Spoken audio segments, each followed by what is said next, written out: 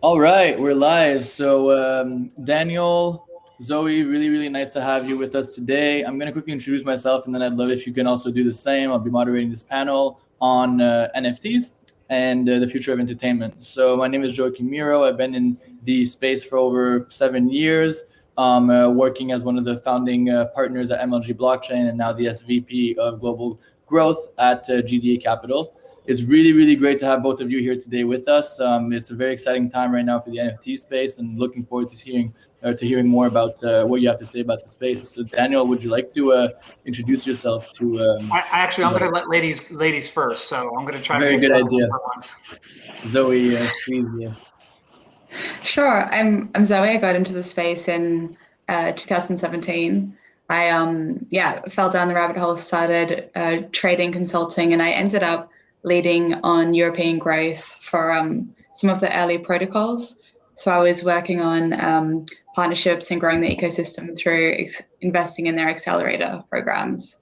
I then moved on to work for a couple of different venture capital and asset management firms in the industry in Europe. So again, scouting startups, and I've always loved being on the startup side of things. So around Christmas time, I co-founded a startup, Pylons, and we're building NFT infrastructure that's really focused on the user experience. So I think that's been one of the major bottlenecks for this industry to really break past the early stage crypto adopters. And we're really excited about the possibilities of NFTs and kind of,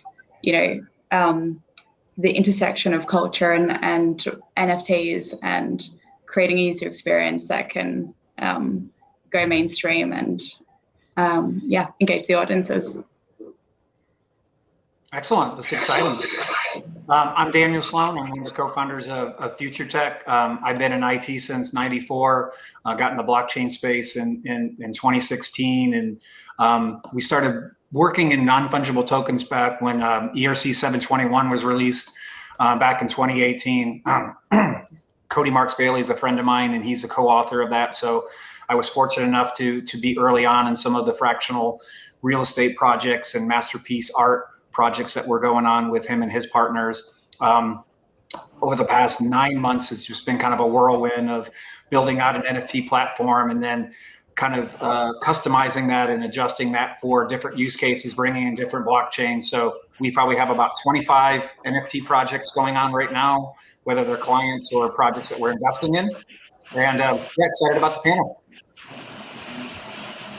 Awesome. Well, very nice to have both of you here and to have your experience on board for all of this. So in order to get this up and running, I wanted to cater the discussion towards a few different industries or sub-industries that NFTs could disrupt. And the first one that comes to mind is sports. I'd love to hear a bit about how you've seen NFTs disrupt in sports at the moment, or if there's specific projects or trends that we should be looking into there. Did you want me to take that first, Zoe, or did you want to go? You can kick off. Excellent. So actually, sports is a big focus of ours right now. We're working with a number of groups in Europe that are working with Premier League football teams, rugby, cricket, lacrosse, you name it. I feel like NFTs is going to disrupt and change the space forever, given just not only the ability to protect the intellectual property that these athletes and teams are creating, but also how you can structure the payouts for those. We have some pretty bad static. Is that something that we could kill? Joe, do you hear all that static? Yeah, I do as well. It's maybe I'll just mute myself, and maybe Zoe can do the same. There we go. He was the culprit. Okay, good to go. Sorry about that, Joe, but I couldn't hear myself think with all that static. Okay, so back to NFT and sports. We're seeing a huge demand and need for this. Obviously, teams have been really hurt with COVID, looking for new revenue streams. The ability now to take and monetize not only just their key players and creating digital twins of their cards and all these different assets, but when you start looking at even the tickets, right? Every ticket to a game can become an NFT.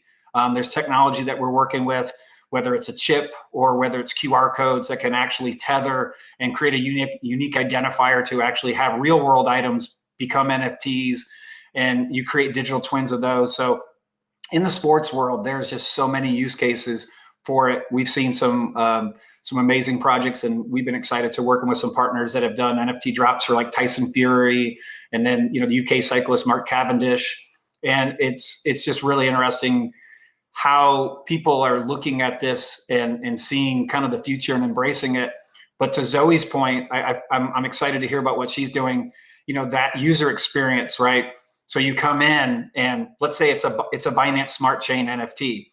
Well, if you don't know what Binance Smart Chain is and you don't have BNB tokens, and you sitting there with your credit card and you want to buy that, how can you buy that? So, that's one of the things that we've done with our platform, is to make sure that, non-crypto people can come in, they can use their credit card, they can do a bank transfer, they can, do multiple kind of normal fiat type of payment structures to get involved and not have to be understanding, well, where's a wallet and how do I set up a wallet? And, always that fear around sending cryptocurrency. If you get the wrong wallet address, you lose your crypto. I mean, we've all heard those stories. And then obviously the security piece of it as well. But yeah, I don't think we even have nearly enough time to talk about all the use cases in sports. But when I look at it and kind of just see the landscape, I definitely can say with some confidence that any team that's not doing NFTs within a year from now is going to be behind the 8 ball.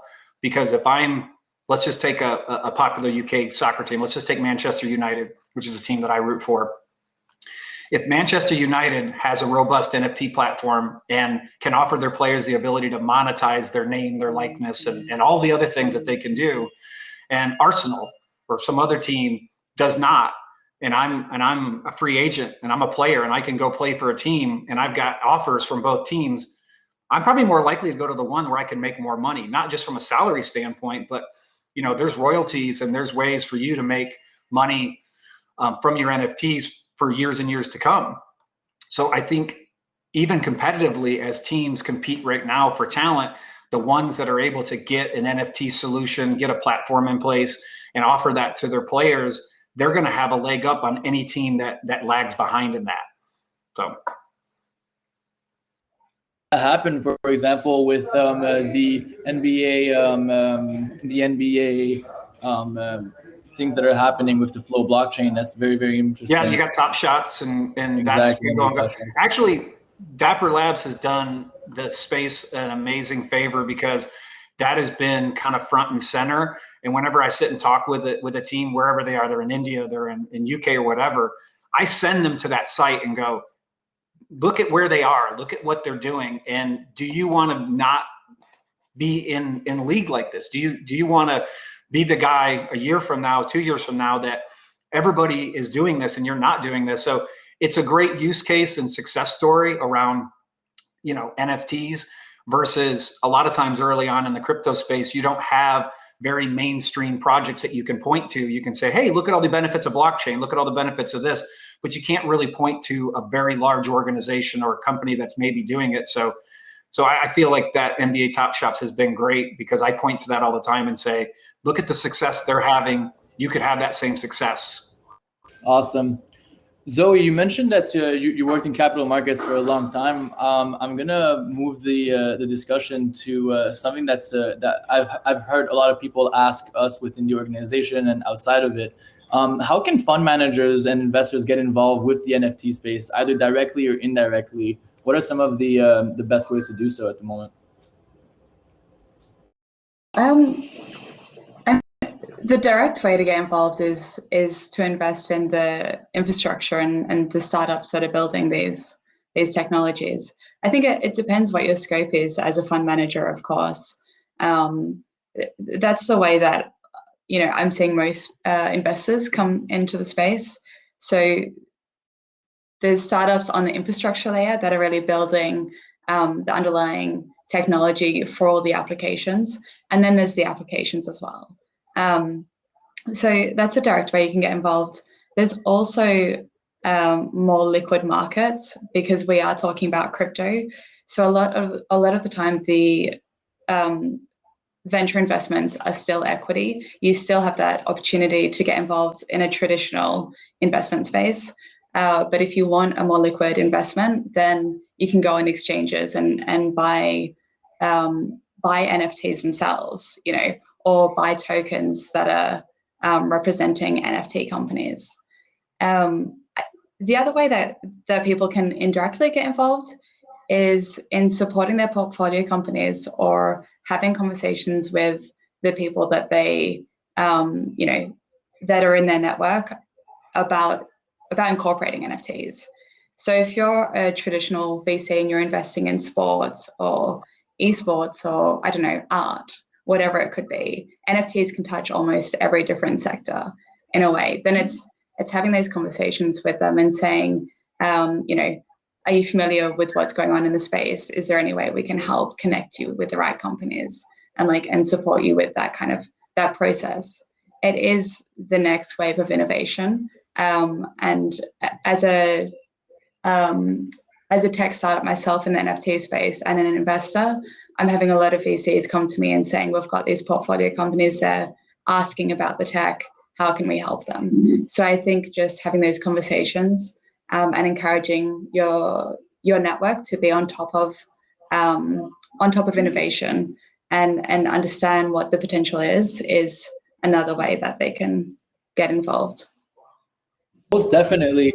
So over like the last few hours and yesterday, we talked about, for example, art in NFTs. We've talked, Daniel, you just mentioned collectibles within the sports realm. We've talked about real estate as NFTs. And even within video games, creating, for example, digital twins, which I'd love to touch a bit more on. Do you believe that at some point, all this is going to intertwine into like one platform per se, or one way where you can have all these types of NFTs in the same virtual area per se? Is that something that you thought about? I think real estate will be in its own bucket, because obviously if you're looking at real estate and you're saying, okay, here's this 12-story building and we're going to tokenize a piece of this and you're going to have an ownership, that's a different kind of group of investors and class of people versus, okay, here's an NFT that we've created. You mentioned, you got a little static again. I don't know where that's from. Sorry, I'll mute. Thanks. Sorry, guys. When you talk about digital twins, the thing that gets me really excited is when you think about, let's just take a brand that we all kind of probably know and recognize, Oakley, right? So Oakley sunglasses. I have some Oakley sunglasses. I like them. They're cool. Well, what if we go ahead and have a promotion with Oakley and we create digital twins of a specific sunglass line that says, okay, you buy these Oakleys and now you get a digital twin that, oh, by the way, you can bring into these 4 different video games. So you can bring into Fortnite, you can bring into Warcraft. And when you bring this in, not only do you look cool in your Oakleys and everyone's like, who the heck is this guy with these cool glasses? But they also give you some kind of special abilities or powers or whatever. So if you've ever played in these games, you know that every item is usually imbued with some type of quality or one kind of use, like, hey, you become invisible, invulnerable, or, you can run really fast for a certain amount of time. So, we were talking with the group that's really connected with Coca-Cola and say, how cool would it be? You buy a 12-pack of Coke, you scan the QR code to be able to download an NFT, and now you have 6 Cokes in the game that you have, and these Cokes give you special powers, right? So you're on a raid and you're doing something, and if you're very competitive in these games, you always want to have the best stuff. You want to have the best gear, you want to have the best food, you want to have the best buffs. And so people are going to go out and spend money, and even if they're a Pepsi fan, but they're a real fanatic for Fortnite, if they can get special powers from Pepsi and not Coke, they're going to buy Pepsi. So there's a way for the brands to actually break their loyalty. I don't think my wife would ever do that, but she's a hardcore Coke fan. But you know what I'm saying? I mean, something as fanatical as I love Coke, I don't love Pepsi. They might even buy the Pepsi and not drink it and give it to friends and say, well, why are you buying Pepsi? You're a Coke drinker. What, you can drink the Pepsi. I wanted the in-game items. That, I feel like when you talk about digital twins, that's kind of where it goes. And then really quick, I think having digital twins of items in games, like expensive items, like a Prada purse or things like that. My daughter plays Roblox. And it's constantly like, hey, I want money for this, I want money for that. I'm like, well, didn't you just buy a bunch of stuff? Didn't you buy an outfit? And she'll say, but yeah, that outfit's old now. That outfit's gone. Nobody's wearing that. There's the new. So there's this constant churn. There's this constant turnover of, you know, you might have spent $20 to get all this cool gear and to look cool. And within, you know, 2, 3, 4 weeks later, something new is coming out. So you constantly have this turn. But if you were to buy a $1,000 Prada purse and have a digital twin of that, that's probably never going to go out of style, right? Because you can prove that you own the real world item of that, and there's prestige in that versus the in-game items they create in clothes or whatever. They continually go out of style. So that's kind of my thoughts on that. That's really interesting. Zoe, do you have anything else to comment? Yeah, we often think about it as fashion, and it all coming back to identity. So it's like, why do you buy the car that you have, and you know, and have that art on your wall, and wear the clothes that you wear? And you know, in the physical world, you don't have to, when you go to a new home or a party or a shop, you don't have to alter your identity and alter what you wear, and you know, to fit in with each different venue that you go to. But in the physical world, in the digital world, sorry, you've got all these venues which are just closed markets. So in each different game, you've got to buy what's sold in the game, or earn what's happening in there. So I'm not sure what the adoption of the traditional venues will be like in becoming open markets, but I think the vision that we see is for an open economy where all the venues are integrated. So it's not just about interoperability between blockchains so that assets can transfer around the ecosystem, but it's also about you know, being able to take, as you said, something from one game into another game, and show your art as your Zoom background. It's that very open ecosystem where if it's yours, you have true ownership and true control of where you share it and how you present yourself. Interesting. And like on that note, I think that we could even, you know, building upon the example that Daniel, you were given on Oakley's or Prada or any, like, you know, major brand, like whether it's a car per se, you know, in a racing game, it could be that you can only race if you have this type of car. That's in, you know, like there's like, you can really bring it to different levels of prestige in that respect. So I completely agree that we're going to see a huge movement in that direction. Do you think on the if we look at musicians, how do NFTs benefit musicians in your opinion, and what are some of the things that they can do, or how can they leverage this space in order to find more success in their careers? Daniel, I think that you're muted. I think you have multiple layers of musicians, right? You have the musicians that are the up and coming and the budding artists that are trying to get a break and trying to get their music out there. And they may not have the ability to get to a label and have that label take them on and sign them and have all those distribution channels where if they can go out and take and produce their own music as form as NFTs, right? And now they have the ability to monetize that music and distribute it and get it out there. And they're not worried, you know, so what does a label do? The label kind of acts as a paymaster, right? You have all these different sources, you have all these different places that are playing an artist's music. They're paying the label and the label's turning around and paying the musician. So if you've created that music as an NFT and now you're distributing it that way, every time someone is accessing your music in the form of the NFT, you're now getting paid because it's a smart contract, you're getting paid. And that enables you to monetize your music, where right now, Zoe creates a song, she puts it on YouTube and someone likes it and they download it and then it gets sent to somebody else.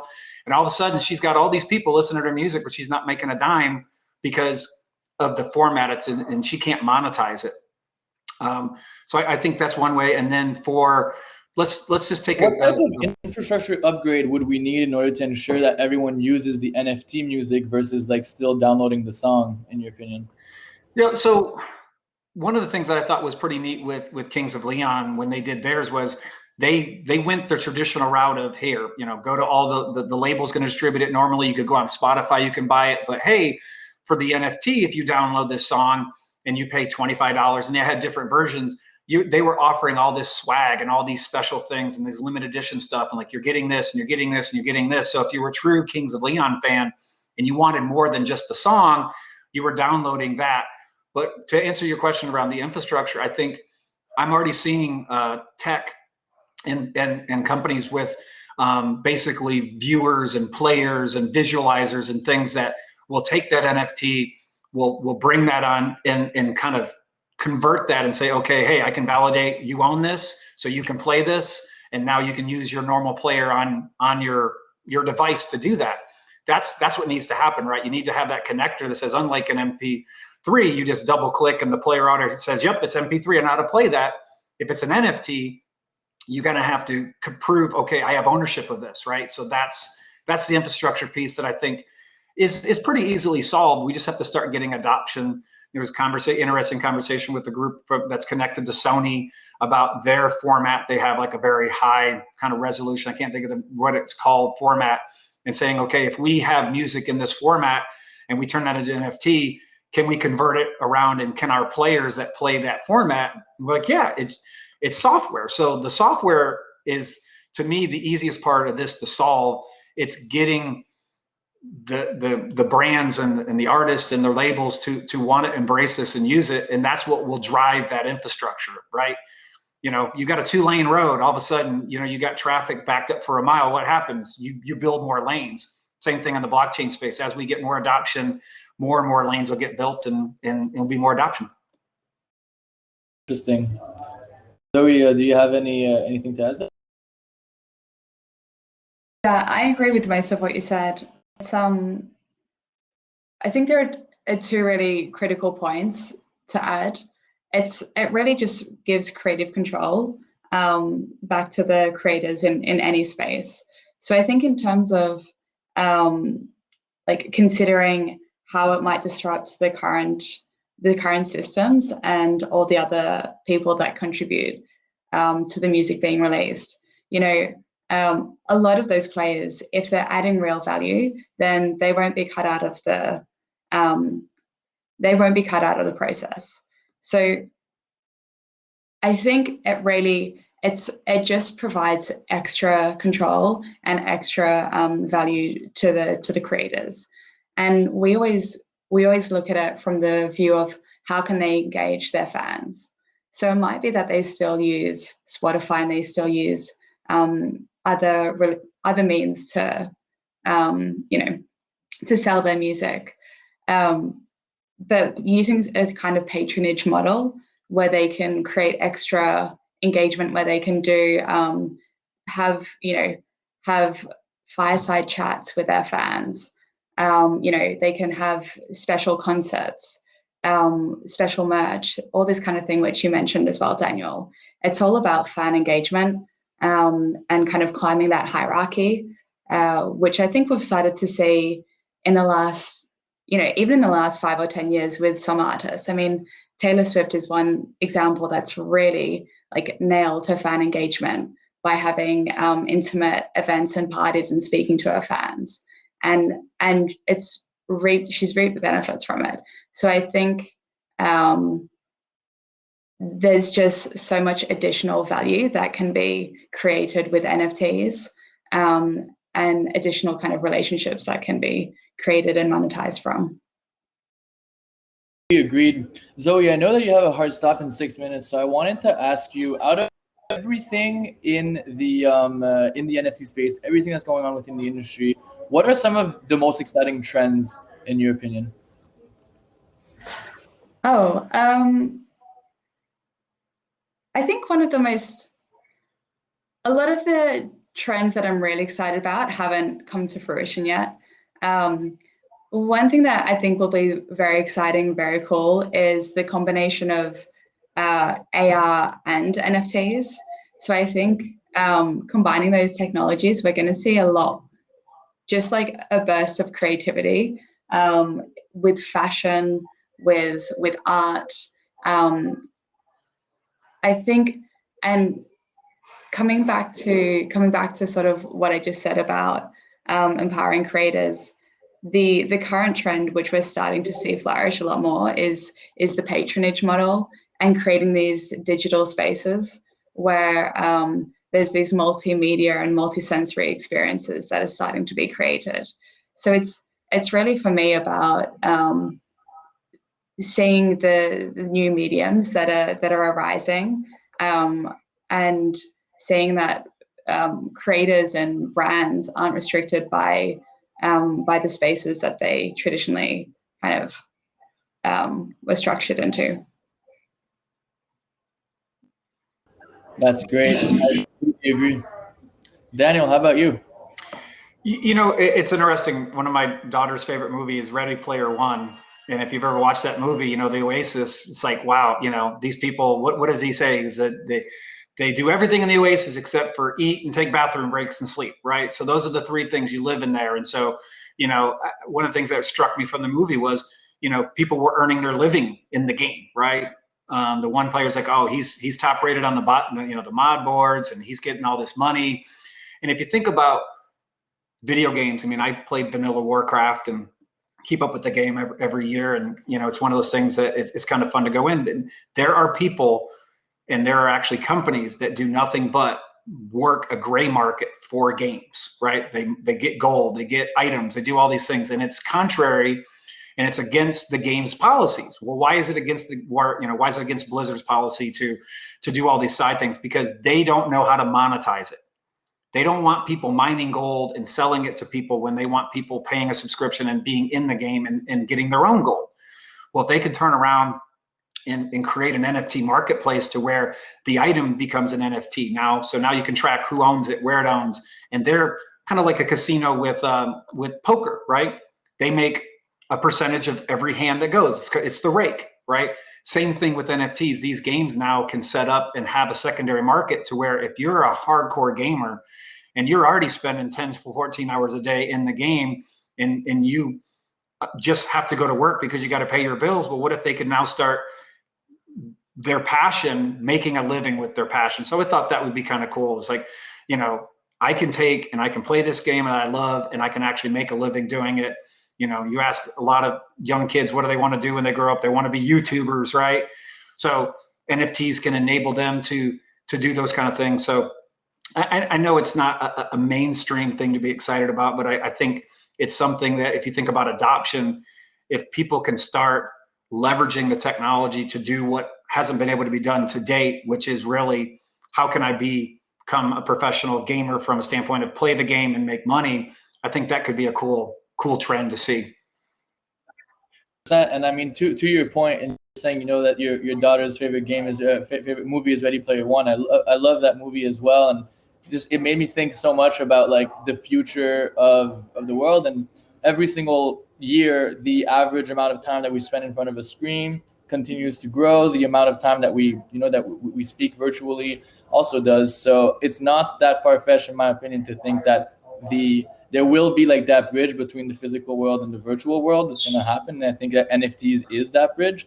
So I very much agreed that it's that we're looking at the future of our world. And, you know, maybe this generation was about YouTube, but then I think that the next generation could be about gaming, or it could be about, becoming like a collector of certain items or certain NFTs within this virtual world and everything. So we're really seeing a pretty interesting merge of all these technologies come together. And I think that the NFT space, and in general, like the blockchain technology behind it, is going to become the next foundation of what was the internet for us.